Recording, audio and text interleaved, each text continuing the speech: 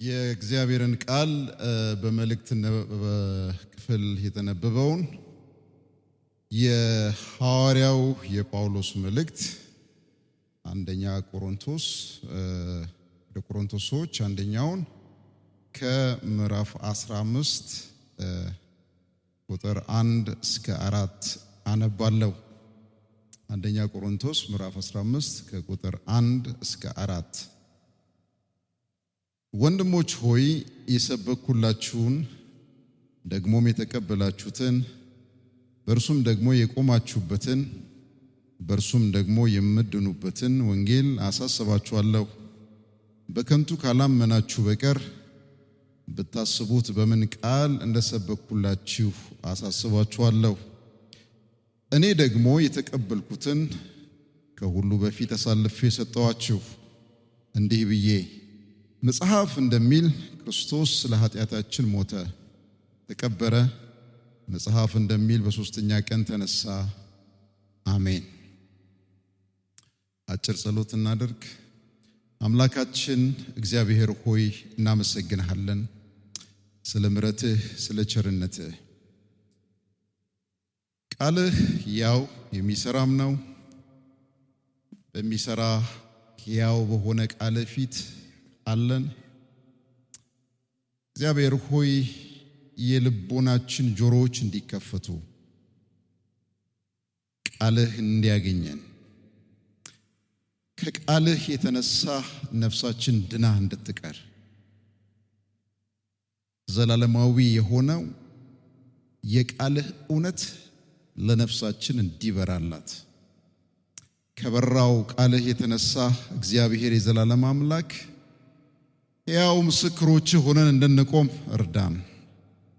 ክብሩ ሁሉ ላንተ ይሁን በኢየሱስ ክርስቶስ ሕያው ስም። ዛሬ የማካፍልበት ርዕስ ስለ ቆምንበትና ስለ ዳንበት እውነት ወንጌል ይሆናል። ጳውሎስ የቆሮንቶስን ሰዎች ያገኛቸው በሁለተኛው የሚስዮናዊ የአገልግሎት ጉዞ ነው። ምናልባት እቺ ቆሮንቶስ የት ነው የምትገኘው ብላችሁ ለምታስቡት ቆሮንቶስ በግሪክ ደቡብ ክፍል ላይ የምትገኝ ከፍተኛ የንግድ ማዕከል የነበረች ከተማ ነች እና እቺ ከተማ በምዕራብና በምስራቅ የሚያዋስኗት ወደቦች ያላት በጣም ባለጠጋ ከተማ እንደነበረች ታሪክ ይነግረናል። እቺ ከተማ ብዙ ባህል፣ ቋንቋ የሚስተናገድባት፣ ብዙ የአምልኮ ስርዓቶች የሚካሄዱባት፣ ከነበሩት አማልክቶች ደግሞ በጣም ታዋቂዋ አፍሮዳይት የምትባል ወይም ደግሞ የፍቅር አማልክት የምትባል እንደነበረች ታሪክ ይነግረናል። አፍሮዳይት ቤተ መቅደስ ውስጥ የሚኖሩ ከአምልኮ ጋር በተገናኘ እዛ ውስጥ ባልተገባ መልኩ የሚኖሩ ሴቶች እንደነበሩም እንረዳለን እና ቆሮንቶሳውያን ሲባል ውስጠ ወይራዊ ንግግሩ በጣም ልቅ የሆነ የሞራል ልዝብነት ያለበት ከተማ ማህበረሰብ እንደማለት ነው በመጽሐፍ ቅዱስ ውስጥ። በዚህ ከተማ አይሁዶች ምኩራብ ነበራቸው። ጳውሎስ በዚህ ምኩራብ ውስጥ ሲያገለግል እንደነበረ የሐዋርያት ሥራ ምዕራፍ 18 ላይ እናገኛለን። የሐዋርያው አገልግሎት 1 ዓመት ከ6 ወር የዘለቀ አገልግሎቱን ጨርሶ ሲሄድ የሚገመተው በ50 ወይም 51 ዓመተ ምህረት አካባቢ እንዳገለገለ ይታሰባል። የመናኝ ጉዞ የሚል ብዙዎቻችሁ ያነበባችሁት መጽሐፍ ሜቢ ይሄ ትውልድ ላያውቀው ይችላል። ጆን ቡኒያን የሚባል ሰው ስለ ቆሮንቶስ ሕዝብና ከተማ ሲናገር የቫኒቲ የከንቱነት ከተማ ብሎ ይጠራታል እና ቆሮንቶስ ማህበረ ምዕመናን በከንቱነት ከተማ ውስጥ የሚኖሩ ክርስቲያኖች ነበሩ እንደማለት ነው እና ወንጌልን ሰምተው የዳኑ አይሁዶች ነበሩ። እንደዚሁ ደግሞ አሕዛብ የነበሩ ከተለያየ የአምልኮ ባክግራውንድ የመጡ ሰዎች ነበሩና ከተወሰነ ዓመት በኋላ ግን ጳውሎስ መልእክት ይልክላቸዋል እና ይሄ መልእክት ሲልክላቸው የሚያነሳላቸው ነገር በመካከላቸው ክርክር፣ ቡድንተኝነት ማንሰራራቱን እንደሰማ በመካከላቸው ያለውን ችግር ለመፍታት እንደው በመካከላቸው ሽማግሌ ጠፍቶ ወደ ፍርድ ቤት የሚጓተቱ ሰዎች እንደነበሩ ይህ ቡድንተኝነት የክርስቶስን አካል እንደጎዳ ዩኒቲውን አንድነቱን እንደተፈታተነ ምዕራፍ 12 ላይ ከዚህ የተነሳ ሲሰባሰቡ እንደው የጌታን እራት ለአምልኮ ሲሰባሰቡ ክላስ እንደተፈጠረ የመደብ ልዩነት በመካከላቸው እንደተፈጠረ ይነግረናል። አንዳንድ ክርስቲያኖች የቆሮንቶስ ክርስቲያኖች ከብዙሃኑ በላይ ራሳቸውን የማስቀመጥ ነፃነታቸውን የመጠቀም አቢዩዝ የማድረግ ዝንባሌ ውስጥ እንደገቡ ከቅዱሳት ሚስጥራት ጋር ልምምዱ ቢኖር ስራው አገልግሎቱም ቢኖር ግን የሥነ ምግባር ገጽታው በጣም የተጎዳ እንደነበረ ጳውሎስ ይህን ደብዳቤ ሲልክላቸው የአምልኮ ስርዓቱ የተበላሸ የተዘበራረቀ በጣም ኬኦቲክ የሆነ ነገር ቀውስ የነበረበት ማህበር በተለይ ደግሞ አሁን ምዕራፍ 15 ላይ እንዳነበብኩት ሙታንና ትንሣኤ የለም የሚል ከባድ አስተምሮ የገባባት ማህበር እንደነበረ እና ይህን ሁሉ ዞር ብሎ እያሰበ ጳውሎስ እንዴት በጠንካራ መሰረት ላይ እንዳቆማቸው እንደመሰረታቸው በነቢያትና በሐዋርያት መሰረት ላይ እንዳነጻቸው ምዕራፍ 3 ላይ ይናገራል። ወደ ኋላ ዞር ብሎ ምንድነው ለማለት ፈለከው ብትሉኝ ቤተክርስቲያን ስትናጥ ቤተክርስቲያን መሰረቷ ሊናጋ ሲሞከር ሐዋርያት ያደረጉት ቤተክርስቲያንን ወደ ፋውንዴሽኑ ነው የመለሱት እና ስለ ጌታችን ስለ ኢየሱስ ክርስቶስ ትንሣኤ ስናስብ ከትንሣኤ በኋላ ባለው አንደኛ እሁድ በምንነጋገርበት ጊዜ ስለ ፋውንዴሽን ስለ መሰረት ስለ ቆምንበት እውነት መነጋገሩ ተገቢ ስለሆነ ነው። የቆምንበት የዳንበት እውነት ወንጌል ምን ይመስላል ሚለውን ርዕስ የፈለኩት። በመጽሐፍ ቅዱሳችን ውስጥ ጋስፕል ኢቨንትስ ወይም ደግሞ የወንጌል ክስተቶች የምንላቸው 3 መሰረታዊ ክስተቶች አሉ። አንደኛው የእግዚአብሔር ልጅ ኢየሱስ ሰው የሆነበት ወይም ደግሞ ልደት የምንለው ነው። ሁለተኛው ደግሞ የእግዚአብሔር ልጅ ኢየሱስ ክርስቶስ የሞተበት ወይም ደግሞ አምላክ የሞተበት ስቅለት የምንለው ነው። ሶስተኛው ደግሞ የአምላክ ልጅ የሞትን ጣር አጥፍቶ በድል የተነሳበት ትንሣኤ የምንለው ነው። ክርስትና በእነዚህ 3 መሰረታዊ እውነቶች ላይ የቆመ እምነት ነው። እነዚህ 3ቱ ያነሳሁላችሁ ነገሮች ፊክሽን አይደሉም። እነዚህ 3ቱ ነገሮች በታሪክ ክፋይ ላይ የቆሙ የታሪክን ዴስቲኒ የታሪክን አካሄድ የወሰኑ የወንጌል ክስተቶች ናቸው። የእግዚአብሔር ስም የተባረከ ይሁን። ማንም ስለ ኢየሱስ ክርስቶስ ልደት ሊክድ አይችልም። ዓመተ ዓለምና ዓመተ ምሕረት ብቻ ምስክሮች ናቸው። ማንም ስለ ኢየሱስ ክርስቶስ መሞትና መነሳት ሊክድ አይችልም። አሁን ያነበብኩላችሁን ምዕራፍ ስታነቡ በብዙ ምስክር ፊት የሞተ በብዙ ምስክሮች ፊት ከሙታን የተነሳ የእግዚአብሔር ልጅ ኢየሱስ ክርስቶስን እናመልካለን። ሃሌሉያ። በዓለማችን ላይ ከሰው ጋር የተገናኙ ሃይማኖቶች አሉ። ቡድሃ የሚባል ብዙ ተከታዮች እስከዛሬ ያሉት ሰው አለ። ሂንዱይዝም የሚባል ተከታዮች ያሉት ሰው አለ። መሐመድ የሚባል ብዙ ተከታዮች ያሉት ሰው አለ። ከዛ ሰውና አምላክ የሆነ ኢየሱስ ክርስቶስ የሚባል ክርስቲያኖች የሚባሉ ተከታዮች ያሉት ሰውና አምላክ ማን ነው ያልኩት? ሰውና አምላክ አለ።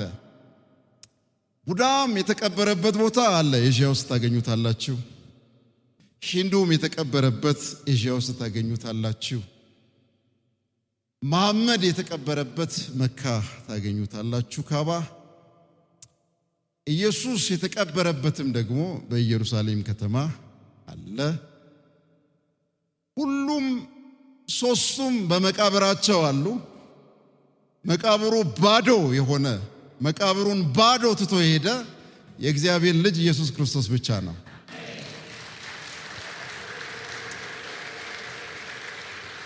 ሮሜ ምዕራፍ 5 የሚነግረን ኢየሱስ ክርስቶስ ከሞት በመነሳቱ የእግዚአብሔር ልጅ መሆኑን በኃይል ተረጋግጧል ይለናል። ስለዚህ የእግዚአብሔር ልጅነት ምልክቱ ማረጋገጫው ከሞት መነሳት ነው። ስለዚህ ከሞት አልተነሱምና ልጆች አይደሉም፣ የእግዚአብሔር ልጅ አይደሉም። የእግዚአብሔር ልጅ የሆነው ጌታችን ኢየሱስ ክርስቶስ ነው። እና ጳውሎስ ይህንን ትልቅ መሰረት ፋውንዴሽን ወደ ኋላ መለስ ብሎ ይነግራቸዋል። የሰበኩላችሁን ደግሞም እናንተ የተቀበላችሁትን እንደገና መልሼ አስታውሳችኋለሁ። ለምን ቢባል ሰው የመርሳት ቴንደንሲ ስላለው ነው። ጌታችን ኢየሱስ ክርስቶስ አልፎ በተሰጠበት ምሽት የተናገረው ደጋግሞ የገለጻት ነገር አለ። ከዚህ በበላችሁ ጊዜ ምን አድርጉኝ? ለመታሰቢያዬ አድርጉ። ከዚህ ጽዋ በጠጣችሁ ጊዜ ለመታሰቢያዬ አድርጉ። ለመታሰቢያ ብቻ አይደለም። እኛ እንደ ሉትራኖች የጌታ ሕልውና አለ ብለን እናምናለን። ግን ሰው የመርሳት ቴንደንሲ ስላለው የእግዚአብሔር ልጅ ኢየሱስ ክርስቶስ ይሄን ስታረጉ ምን አድርጉኝ ብሏል? አስታውሱኝ ብሏል። ይሄ ምን ማለት ነው ብትሉ ሰው በጣም የታመመ ሰው መድኃኒቱን እንደ መርሳት፣ ህልም ያለ ጫካ ውስጥ የገባ መግቢያ መውጫ ያጣ ሰው ኮምፓሱን እንደመጣል ማለት ነው። እና ጳውሎስ በብዙ ችግር ለተናጠችው የቆሮንቶስ ማህበር ምዕመናን ከዚህ ቀጥለው ያሉትን ነጥቦች ይነግራቸዋል። በሶስት ከፍዬ ልነግራችሁ እፈልጋለሁ። የመጀመሪያው ይሄ የቆምንበት ፋውንዴሽን ባህሪው ምንድነው? እሱ ነግራችኋለሁ። ሁለተኛ የቆምንበት መሰረት ጭብጡ ኮንተንቱ ምንድነው? የቆምንበት መሰረት ኢምፕሊኬሽኑ እንድምታው ምንድነው? በሶስት ከፍዬ መናገር እፈልጋለሁ። የቆምንበት መሰረት ጳውሎስ የነገራቸው እና የተቀበሉት የምስራች ነው። ባህሪው የምስራች ነው። ጉድ ኒውስ ወንጌል ይለዋል።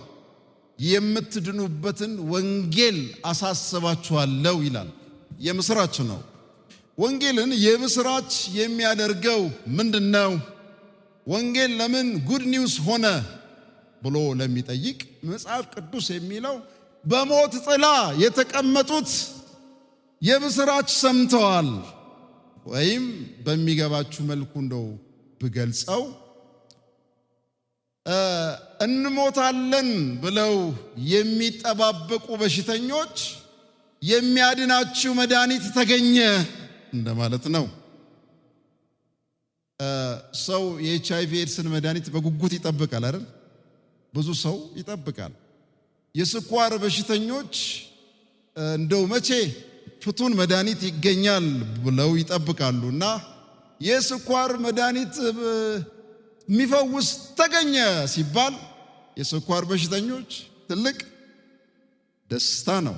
እና መጽሐፍ ቅዱስ የሚለን በጨለማ ያሉት በሞት ጥላ ስር ለሞት ተማግደው የነበሩት መዳን ይቻላል የሚባል ዜናን ሰሙ።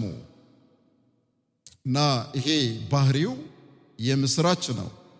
ሁለተኛው ባህሪው ጳውሎስ እንደዚህ ይላል፣ የተቀበልኩትን። እስቲ የተቀበልኩትን በሉ። ወንጌል ሰዎች የፈጠሩት ፊክሽን አይደለም።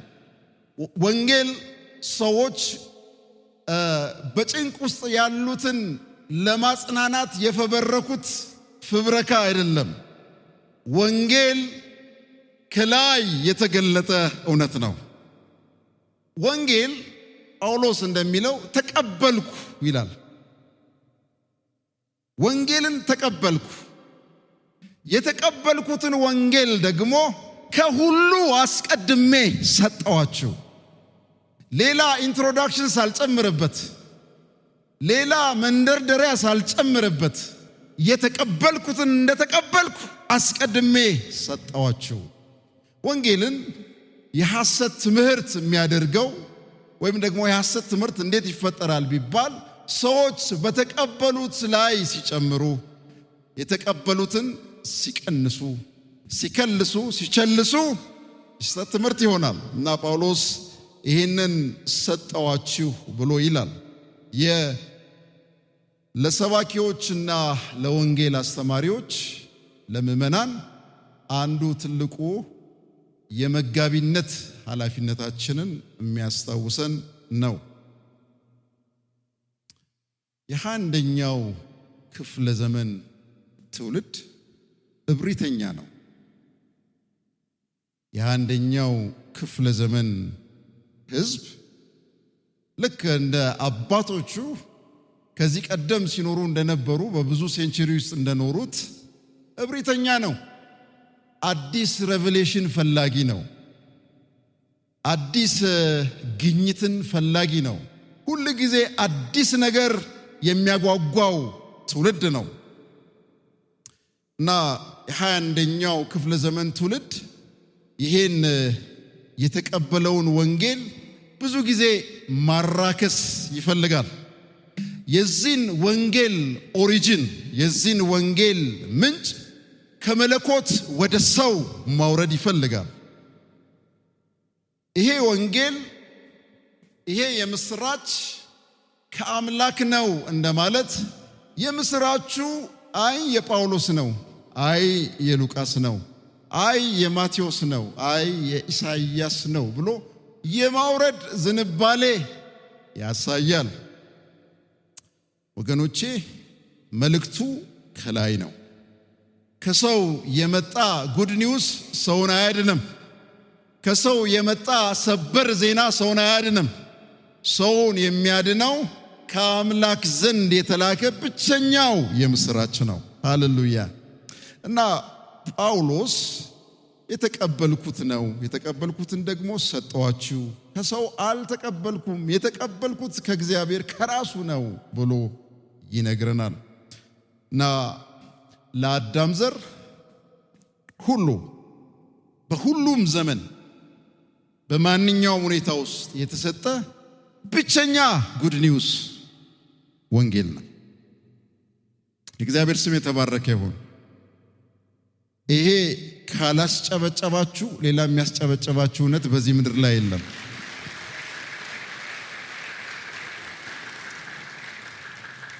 ለዘመናዊ ሰው ቢሆን የቀረበ ብቸኛው መፍትሄ ነው። ያው አንዱ መገለጥ፣ ያው አንድ ጊዜ የተገለጠው መገለጥ ሁል ጊዜ ያድነናል። እግዚአብሔር በላከው መገለጥ በገለጠ እውነት ላይ ማሻሻያ አያደርግም። ሰነዱ የሰው ሰነድ አይደለም፣ የሰው ሐሳብ አይደለም። የእግዚአብሔር ሐሳብ አይሻሻልም፣ አይለወጥም።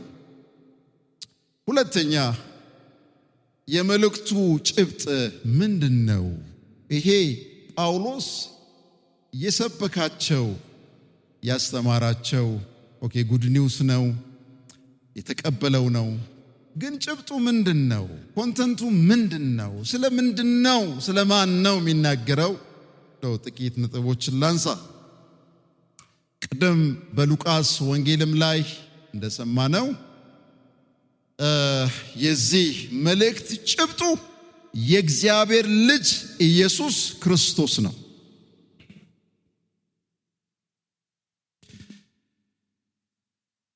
ገላትያ 4:4 ላይ የዘመኑ ፍጻሜ በደረሰ ጊዜ እግዚአብሔር ከሴት የተወለደውን ከሕግም በታች የተወለደውን ልጁን ላከ። የብሉይ ኪዳን መጻሕፍት በግልጽ የነገሩን፣ ነቢያት በግልጽ የተነበዩት፣ ዘማሪዎች በግልጽ የዘመሩት ስለዚህ እውነት ነው። እነ ጳውሎስም ያገኙት እውነት ይሄንኑ ነው። ይሄንኑ እውነት ሲያገኙ የምንሰብከው አለ ለቆላስያስ ሰዎች ምዕራፍ 1 ቁጥር 28 ላይ የምንሰብከው እሱን ነው።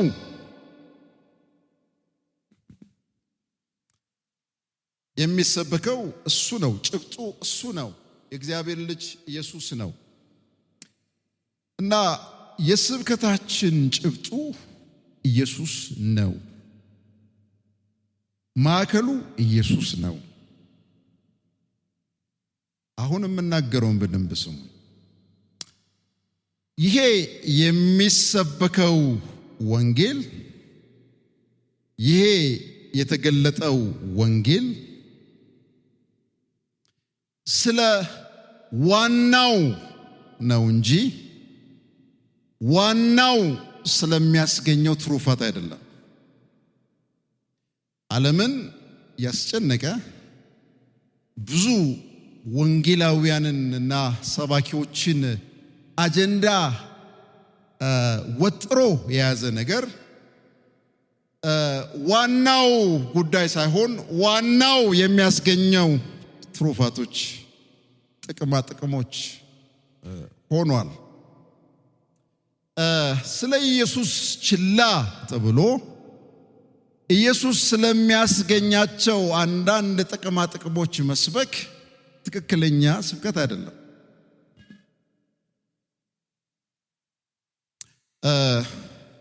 ያው ፑልፒቶቻችን፣ መዝሙሮቻችን፣ ጸሎቶቻችን እምብርቱ፣ ማዕከሉ፣ ዋናው ጭብጥ ጉዳዩ ማነው ነው? ኢየሱስ ነው ወይ?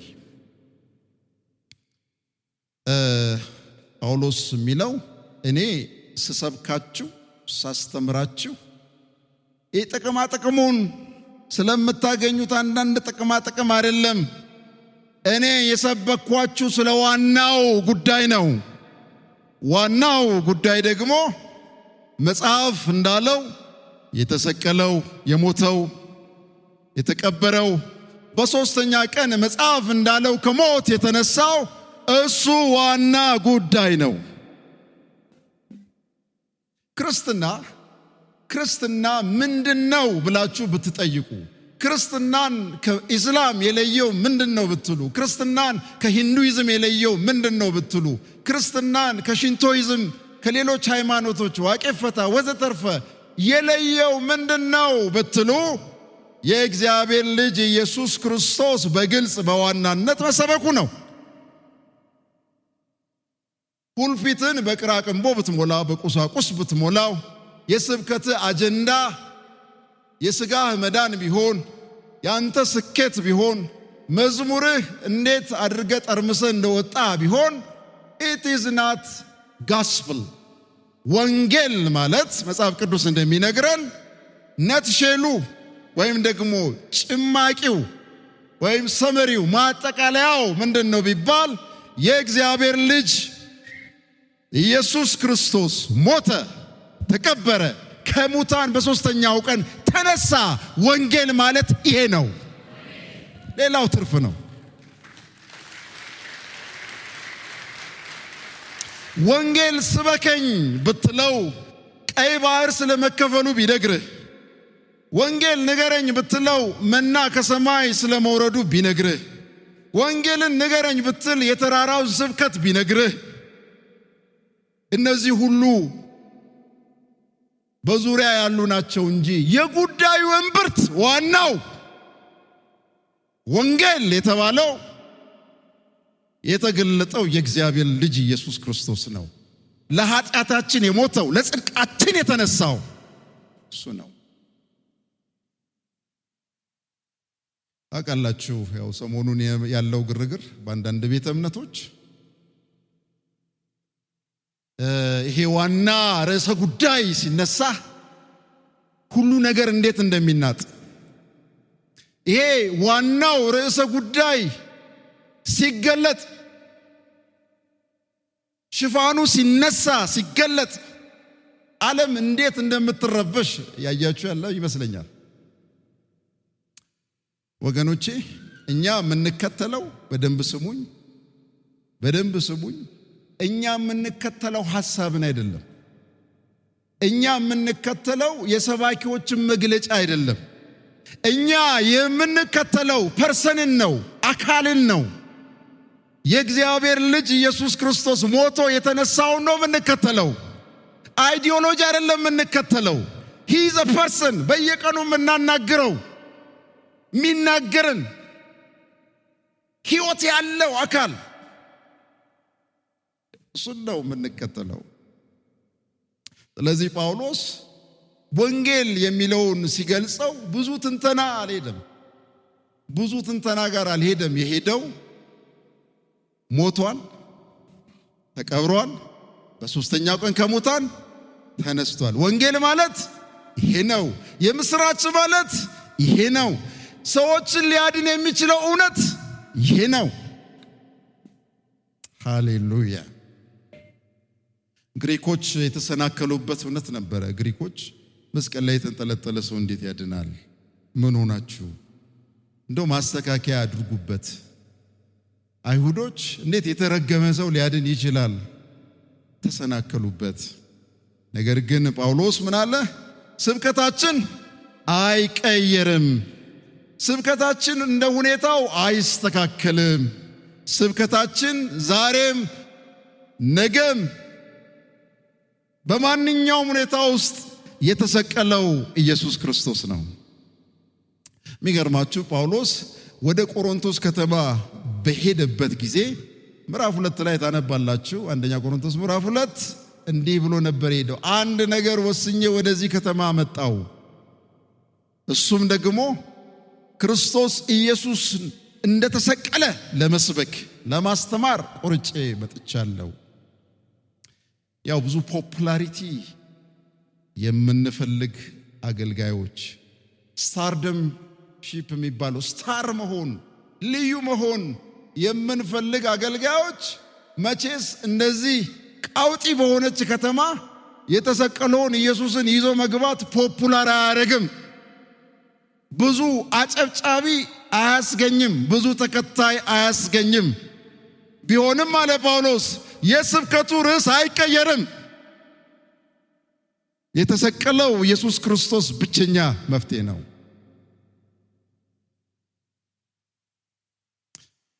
እናንተ ዝማሪያችሁ የተሰቀለው ክርስቶስ፣ እናንተ ስብከታችሁ የተሰቀለው ክርስቶስ። እንደው ሚዲያዎችን አገላብጦ ማየት እኮ በቂ ነው። የተሰቀለ ክርስቶስ የለም። ልክ የገላትያ ሰዎች ክርስቶስ እንደተሰቀለ በፊታችሁ ነበረ፣ ይታይ ነበረ፣ አሁን ግን የለም፣ ማን አዚም አደረገባችሁ ብሎ እንዳለ የተሰቀለው ክርስቶስ የዓለም ብቸኛ ቤዛ። ሃሌሉያ።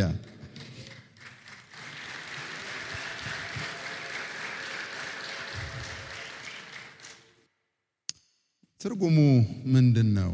እንድምታው ምንድነው?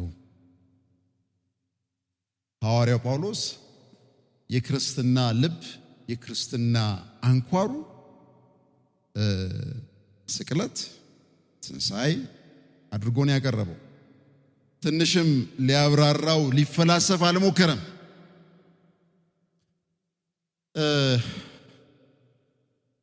ለሰባኪዎች ልናገር፣ እኛ ሰባኪዎች በብዙ ውትወታ፣ በብዙ ቃላት፣ በብዙ ምሳሌ ወንጌልን ለሰው እንዲገባ የምናደርግ ይመስለናል። ብዙ በመናገር፣ ብዙ በመወትወት፣ ብዙ አስቂኝ ኢንተርቴኒንግ የሆኑ ነገሮችን በማቅረብ የሕዝብ ቀልብ የምናገኝ ይመስለናል። ወገኖቼ የሚያድነው እውነት ግን ሲምፕል ነው።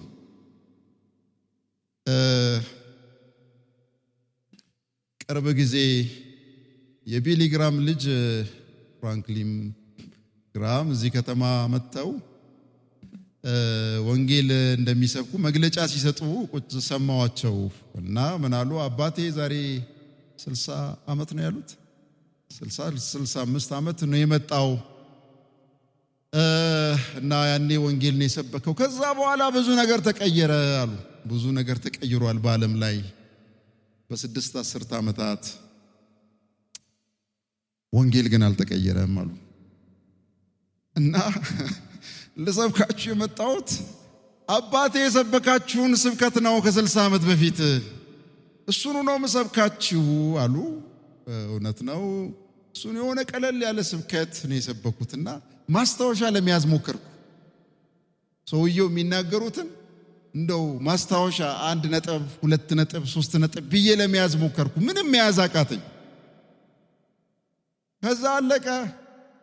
እስቲ ወደ መድረክ ኑ፣ ይሄ እውነት የምትፈልጉ ይሄ እውነት የራባችሁ የጠማችሁ ሲባል ብዙ ዓመት ሰብከን ብዙ ዓመት ብለን ስንት ሸራ ተወጥሮ እዚህ ከተማ ውስጥ ያልመጣ ህዝብ ግር ብሎ ሄደ አይደል? ሲምፕል ነው። መሴጁ ቀላል ነው፣ ግን መሴጁ ኃያል ነው።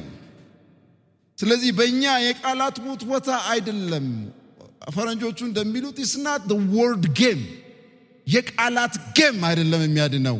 የሚያድነው የሞተው የተሰቀለው የሞተውና ከሞት የተነሳው የእግዚአብሔር ልጅ ኢየሱስ ነው። እሱን እውነት ተናገሩ። ያን ነው ኢየሱስ ያለው። ምስክሮች ናችሁ እናንተ፣ ለዚህ እውነት ምስክሮች ናችሁ። እና ምንድነው እንድምታው ብትሉ ዓለም የምትድነው በዚህ ወንጌል ነው። ከምንድነው የምትድነው ብላችሁ ብትጠይቁ የምትድነው ሁሉ ሰው ስለጠፋ ጻድቅ ማንም አንድ እንኳን የለም፣ አስተዋይ የለም፣ እግዚአብሔርን የሚሻ የለም፣ ሁሉም ተሳስተዋል፣ በአንድነት የማይጠቅሙ ሆነዋል፣ የእግዚአብሔር ክብር ጎድሏቸዋል ይለናል ሮሜ ምዕራፍ 3 ላይ።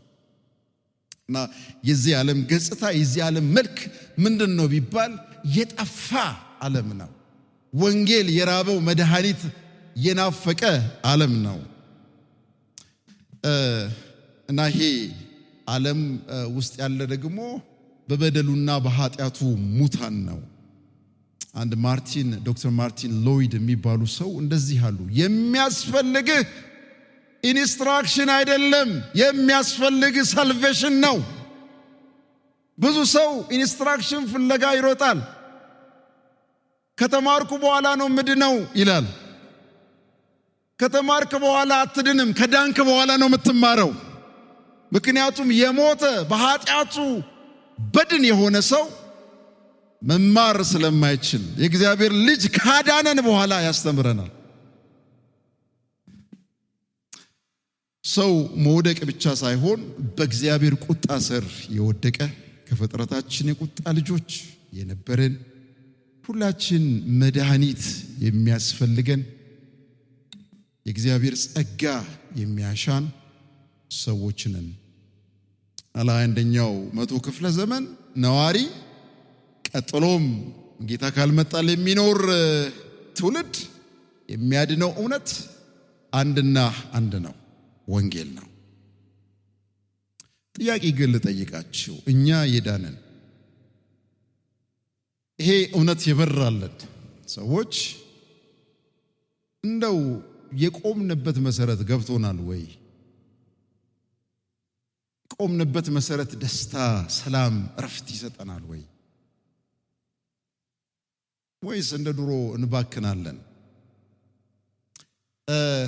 ይሄን ተናግሬ አበቃለሁ። በስነ መለኮት ውስጥ ፍሪደም ፍሮም እና ፍሪደም ፎር የሚባሉ ቃላቶች አሉ። ከእንትን አርነት መውጣት እና ለአርነት መውጣት የሚል ነገር አለ። እግዚአብሔር ከኃጢአት ኩነኔ ነፃ አወጣን። መጽሐፍ ቅዱስ ይነግረናል። አርነት ወጥተናል። ግን በባርነት ቀንበር ተመልሰን እንዳንያዝ እንመከራለን። ለምን አርነት አገኘን ቢባል በብሉይም ሆነ በአዲስ ኪዳን ፐርፐዙ አንድ ነው። ነፃ የወጣ ሕዝብ እግዚአብሔርን እንዲያገለግል፣ ነፃ የወጣ ለአምላኩ ካህን እንዲሆን፣ ነፃ የወጣ ሕዝብ ነፃ ላወጣው ምስክር እንዲሆን። ለዚህ ነው ሁለተኛ ቆሮንቶስ ምዕራፍ 5 ላይ እሱ ስለ ሁሉ ሞተ ካለ በኋላ እንግዲህ በሕይወት ያላችሁ እናንተ ለሞተላችሁ ከሙታንም ለተነሳው ለሱ እንድትኖሩ ብሎ ይመክረናል። ወገኖቼ የኛ ሕይወት ነፃ ላወጣን አርነት ላወጣን እንድንኖር ነው። ጳውሎስ ይህንን እውነት መልሶ ለቆሮንቶስ ሰዎች ነገራቸው። እንግዲህ ለመካኒሳዎችም ይህንን ነው የምነግራቸው። የዳንበት እውነት፣ የዳንበት ወንጌል፣ የቆምንበት ፋውንዴሽን ይሄ ነው። የቆምንበት መሰረት ማዕከሉ የእግዚአብሔር ልጅ ኢየሱስ ነው። ወገኖቼ ማዕከሉን የሳተ ነገር፣ ማዕከሉን የዘነጋ ነገር፣ ዋናውን ትቶ ጥግ ጥግ ላይ ባለው የሚያተኩር ፕራክቲስ ልምምድ ከእግዚአብሔር አይደለም።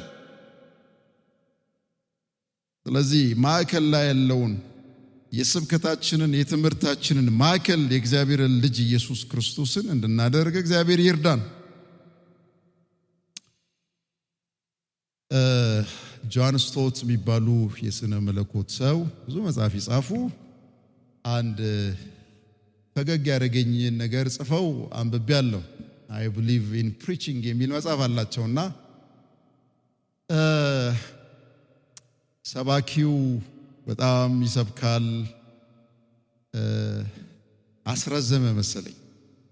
ሰባኪው አስረዘመና እናቱ ጋር የተቀመጠው ልጅ ማሚ ለዚህ ሰውዬ ክፈዩና እንሂድ አለ ይባላል። ያው መባውን ስጪና እንሂድ ነው። ልጁ እንደ ክፍያ ነው ያየው። ያው እናንተ ክፍያውን አስቀድማችሁ ስላስገባችሁ ችግር የለው፣ ቀደም ነው ያስገባችሁት። የስብከቱ ማዕከል ኢየሱስ ክርስቶስ ሲሆን ወገኖቼ ትውልድ ይድናል። ዛት ሲምፕል ሜሴጅ፣ ያቺ ቀላል ሜሴጅ የዓለምን ሂስትሪ የዓለምን አካሄድ ቀይራለች፣ ወደፊትም ትቀይራለች። ስለዚህ የተሰቀለውን የሞተውንና ከሙታን የተነሳውን ማዕከል ያደረገ ሕይወት እንድንኖር ምስክርነታችንም እንደዛው እንዲሆን እግዚአብሔር ይርዳን። ጌታ ይባርካችሁ።